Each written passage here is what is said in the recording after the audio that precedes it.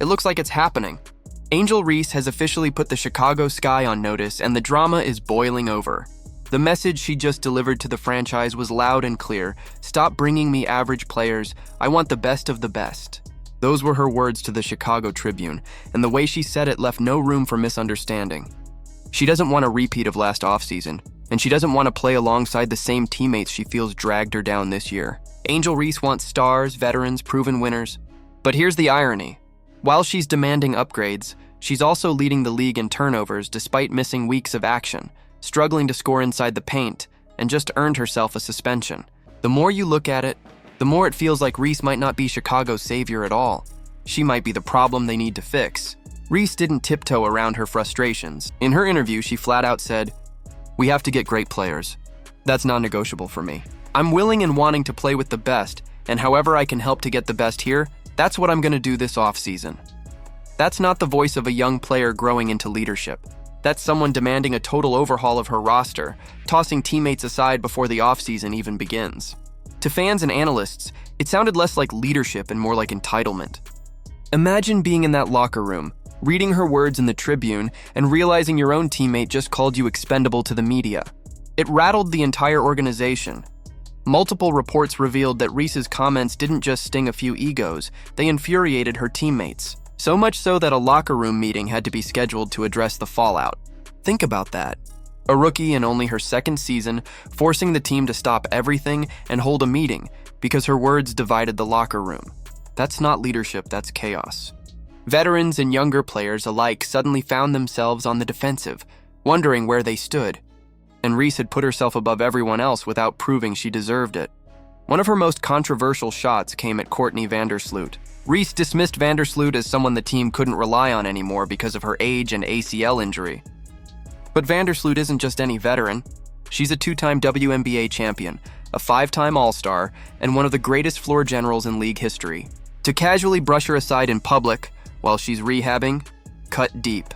Vandersloot left a championship contender in New York to try and help Chicago, and Reese threw her name in the trash like she was a relic. It wasn't just disrespect to Vandersloot. It was disrespect to every veteran in the league who has sacrificed, won, and earned their stripes. And here's the kicker. Chicago already tried to build around Reese. They traded away rookie phenom Sonia Citron, who's now in the Rookie of the Year race and already an All-Star in her first season, to bring in Ariel Atkins, a proven veteran with championship experience. That move was designed to give Reese exactly what she asked for, established talent to win now. But instead of appreciation, Reese dismissed it all, acting like the franchise never tried to support her. You can't cry about needing better teammates when your front office literally gave up a franchise cornerstone to surround you with proven winners. Reese's frustrations didn't stop with Vandersloot or the veterans. She also threw shade at her younger teammates like Haley Van Lith and others, implying they weren't capable of leading the team to playoff success. By the time the Tribune article was finished, Reese had basically told the world her roster was too old, too mid, and too soft. Veterans felt insulted. Younger players felt disrespected. And Reese wound up becoming the common enemy inside her own locker room. She wanted upgrades. Instead, she gave her entire team a reason to turn on her. The situation becomes even more hypocritical when you look at Reese's own performance. If you're going to demand great players and act like the franchise star, you'd better be dominant on the floor. But Reese hasn't been. Yes, she averages 14 to 15 points and double-digit rebounds, but the numbers don't tell the whole story. She leads the entire WNBA in turnovers.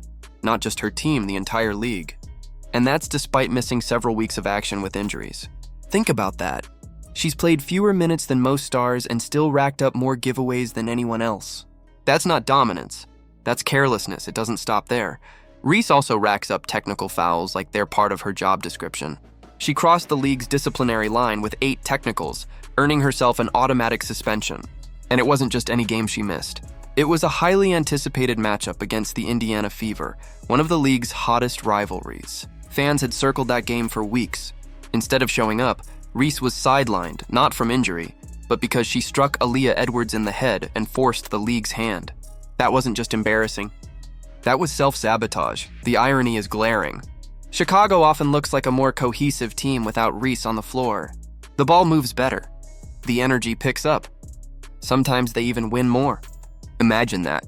A supposed franchise player whose absence actually makes her team better. Usually a star raises the ceiling when she plays. In Reese's case, her presence often feels like a liability. That's not a cornerstone. That's an anchor weighing the team down.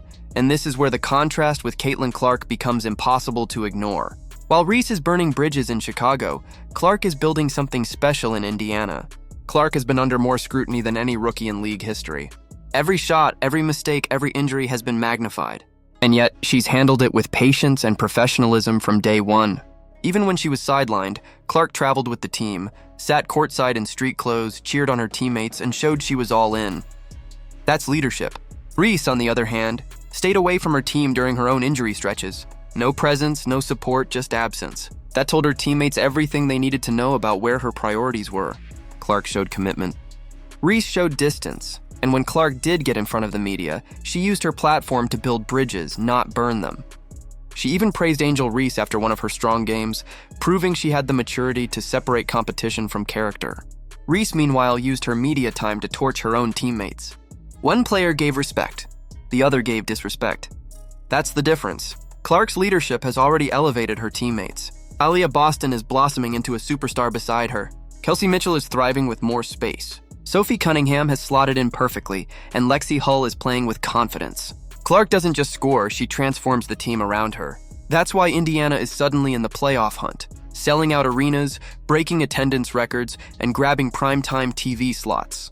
Meanwhile, Chicago sits at the bottom of the standings, fans frustrated, and the franchise wondering if they made a massive mistake. When you stack everything side by side, the contrast couldn't be clearer. Indiana has a leader who makes everyone better, on and off the court. Chicago has a self-proclaimed star whose words divide her own locker room and whose game undermines her own team. The Fever are surging. The Sky are sinking.